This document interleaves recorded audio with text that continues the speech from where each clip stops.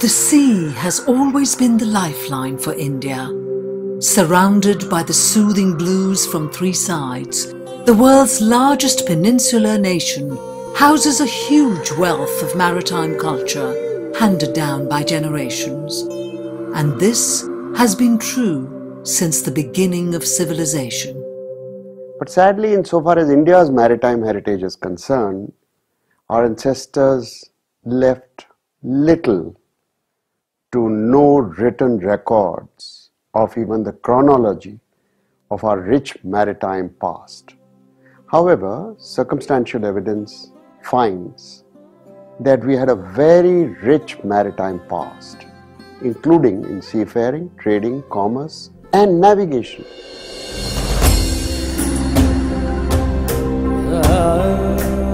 There's enough evidence to suggest that ancient Indians were expert marine navigators.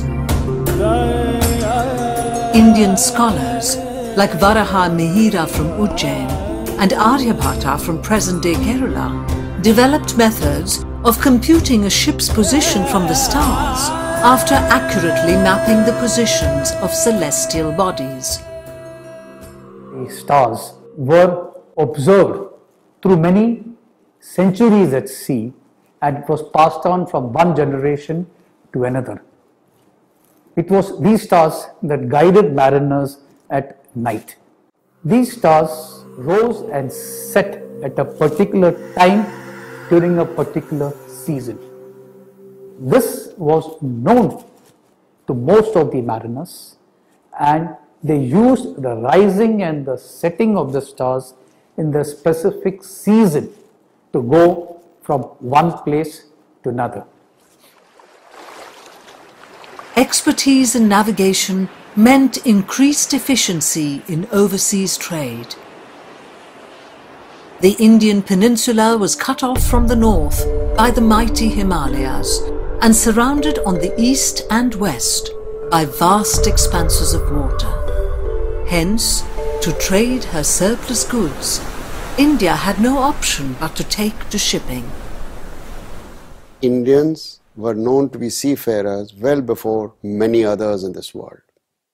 The first trade was with the Sumerians, the Egyptians, and with Crete, and later it extended itself beyond the Roman Empire into Europe and Africa. Archaeological research at sites like Mesopotamia, Bahrain, Egypt and Oman has led to the recovery of artifacts traceable to the Indus Valley civilization. At close to 5th century BC, there were no Europeans in the Arabian Sea. The Arabs and the Hindus competed openly. The idea of sovereignty over the high seas was unknown to the Asian conception.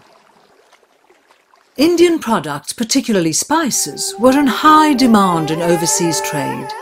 This demand was led by the world-renowned Malabar pepper. Traders used to call it the black gold. To facilitate trade, both the western and the eastern coasts of India had numerous port cities. A port site should not be seen in isolation. This is because it is linked to many other port sites, and that is how it becomes a link in a major network. So there were at least more than 60 port sites across the Indian Ocean, Red Sea and Mediterranean. What enabled Vasco da Gama or Columbus in 15th century happened 1500 years back, and that is the importance of Pattanam and Muziris. Then the first time in the history of humanity, these three continents came together. So Pattanam reveals that story. Muziris used to be a thriving port city of the eastern coast. Now known as Pattanam, excavations at this ancient urban settlement reveals evidence of a vibrant global maritime trade. Incense, spices, textiles and precious stones reached the Arab and Egyptian ports, and from there on travelled deep inside European empires. India became a much sought-after treasure island for the medieval Europeans. 1500 years back, our ancestors, traveled across the seas. So also the Europeans, the Africans, the Eastern Mediterranean people came and went this far long distance, and there was this connectivity which probably could be the first kind of globalization, if it means the closer exchange of ideas, technology, and belief systems and languages. Ashoka, one of the most illustrious emperors from India's early history, a keen follower of Buddhism, he wanted to share Buddha's message of peace across the planet. Ashoka ended up becoming one of the biggest global emissaries of Buddhism, which at that time was largely confined to India. And Buddhism, as the ideology of trade, was promoting a rational life. It was not religion as what it became later. It's a thought system. And religion, as a religion, you cannot call Buddhism a religion because it denies God. It's a thought system which helps you to think. And trade also is basically something that happens on a rational basis. They don't encourage discriminations. If I pay, I have to get it. So they don't look at your color. They don't look at who are you. So there is a egalitarian philosophy behind that kind of trade that existed, and there needed an ideology that was promoting that thinking. This evolving relationship was based on mutual trade interests and not by force of arms. Chinese literary texts referred to maritime activity between India and China as far back as the 7th century BCE. Our systems of faith became our first global cultural ambassadors. 6th century Chinese traveller Fa Haiyan-sung, who came to India in search of the Buddhist texts and visited Nalanda University, has also written of India's remarkable maritime abilities in his memoirs. Local legends claim that most dynasties in Southeast Asia were founded by rulers from the Indian peninsula. According to Burmese chronicles, a prince of the Kapilavastu dynasty in Nepal sailed into Upper Burma and set himself up as king. The ruler who founded Ligor in the Malaya was thought to have been a descendant of Ashoka. According to Cambodian annals, an exiled prince of Indraprastha founded the kingdom of Cambodia. The histories of Java give a distinct account of numerous bodies of Hindus from Kalinga who landed on their island and established an era that still continues. Eventually, the countries of Southeast Asia comprehensively embraced Hinduism and Buddhism. Many sculptures show in splendid relief ships in full sail. They represent scenes recalling the history of Indian maritime exploits way back in time. Ancient India had a thriving maritime trade. So it's a natural corollary that India had a great shipbuilding tradition also.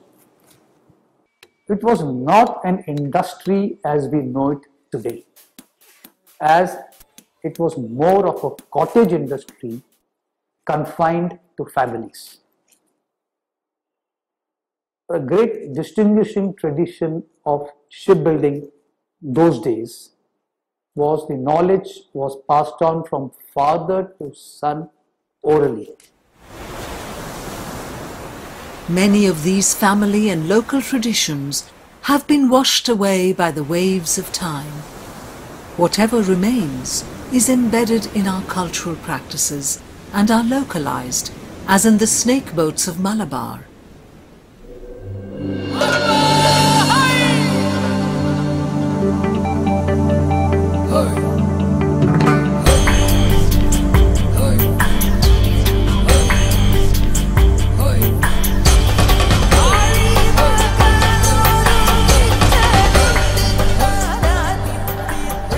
It was boats like these that were utilized not just to export goods from India's east coast to different parts of the world, but were also used to protect the trade routes from pirates. Now they have evolved into cultural and festival icons, and that's probably the reason why they continue to exist. Some glimpses of this ancient past can still be spotted in dominantly maritime societies scattered among the coastal communities of India. Snake boat making and racing from Kerala remains one such living heritage. The precise measurements and detailed knowledge base of these craftsmen reveal a tradition running for centuries. They are the modern-day upholders of Indian expertise in cost-effective but top-quality shipbuilding, a skill set that has been recognized worldwide.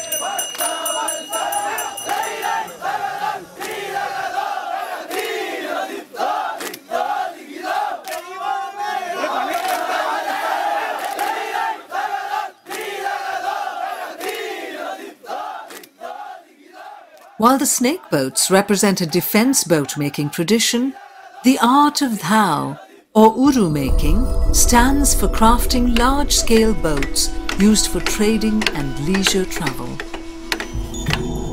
The entire dhao is handcrafted from wood.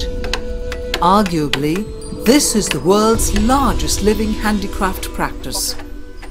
Uru making is an undocumented craft. There's nothing on paper and no blueprint.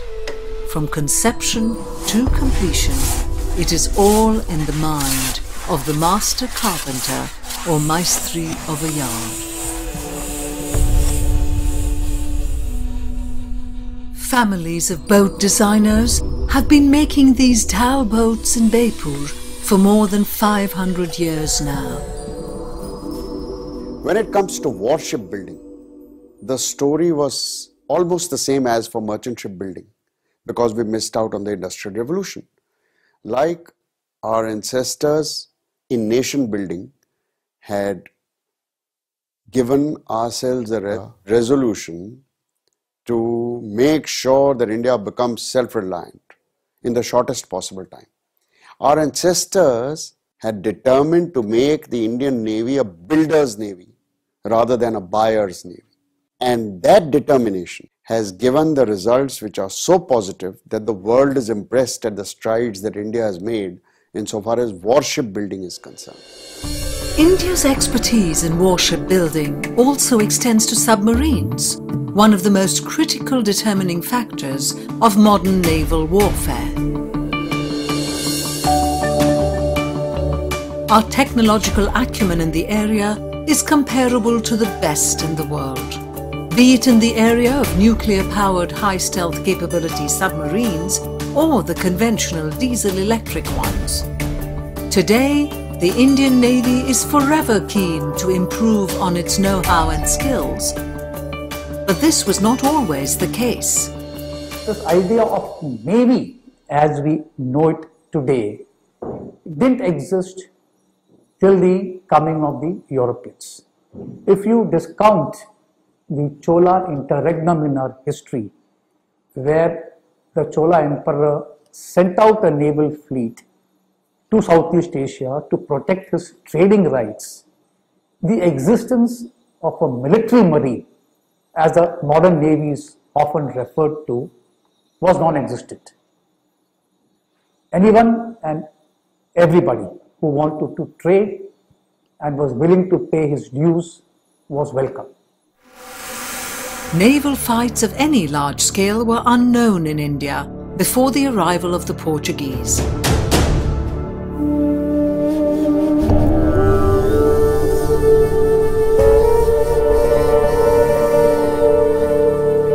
In the folklores of Kerala, the first European colonists are often referred to as the Portuguese pirates.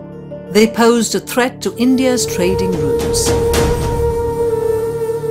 The arrival of the 20-gun Portuguese frigate San Gabriel off the coast of Calicut in 1498 marked the beginning of the Vasco da Gama epoch for India.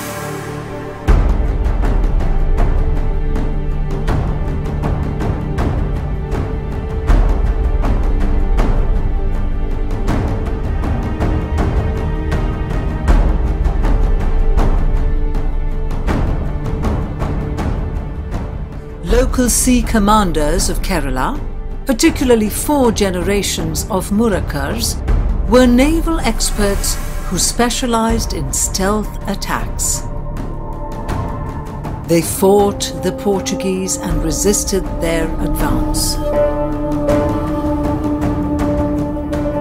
In 18th century India, Kanhoji Angre, a Maratha fleet admiral of repute, acquired an almost mythical status as a Maratha navy chief.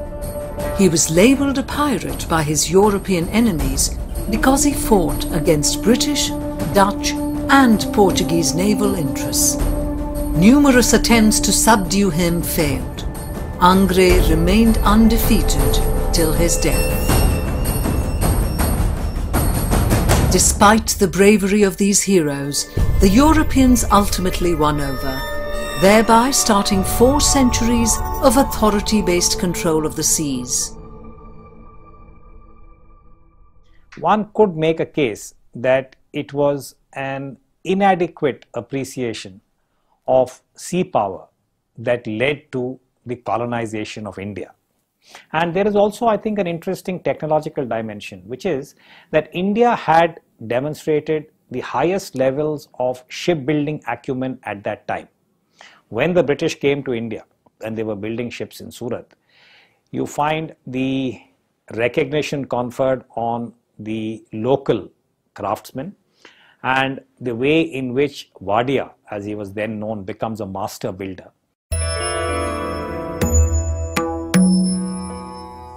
At the Bombay shipyard, when the European supervisor died, one of the carpenters, Lovji Nusarwanji Wadia, was appointed master builder in his place.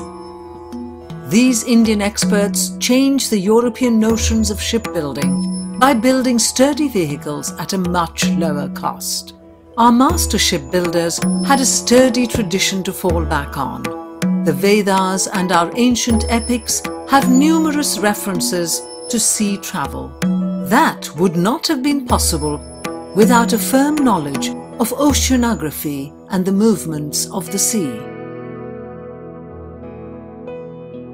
About 159 huge ships of over 100 tons were built in Bombay between 1736 and 1821, including 15 of over 1,000 tons.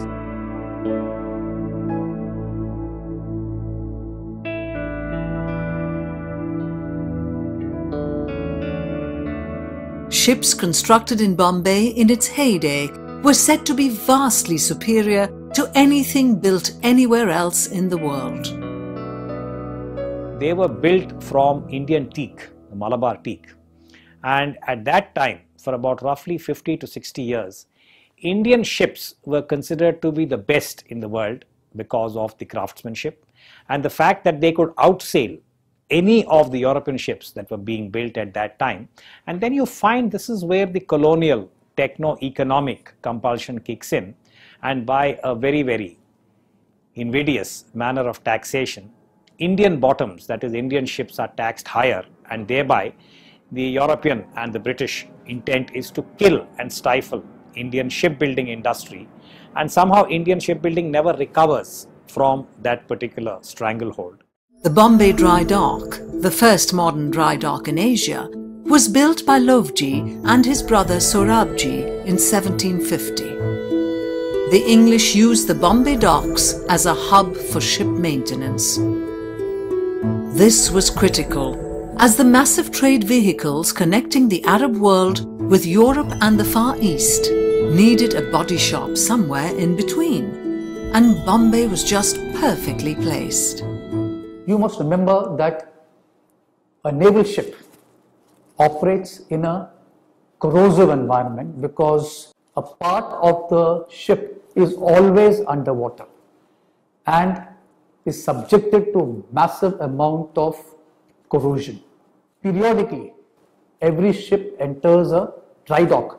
What it basically means is that the ship enters a dock, it is fastened and secured by staves, and the water inside the dry dock is pumped out.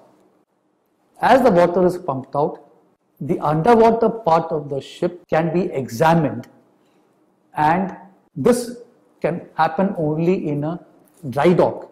And it's important that any modern day ship is periodically dry docked to check the material state of its hull and carry out effective repairs in time. Lothal, in present-day Gujarat, was probably the world's first tidal dock, at least the first that we know of. The Harappans built this natural dry port around 4,500 years back. Lothal Dock was located on the river Sabarmati, away from the main current to avoid deposition of silt. The remains of the dock reveal that the Harappans were well aware of the principles of hydrology. The technology used here was highly advanced.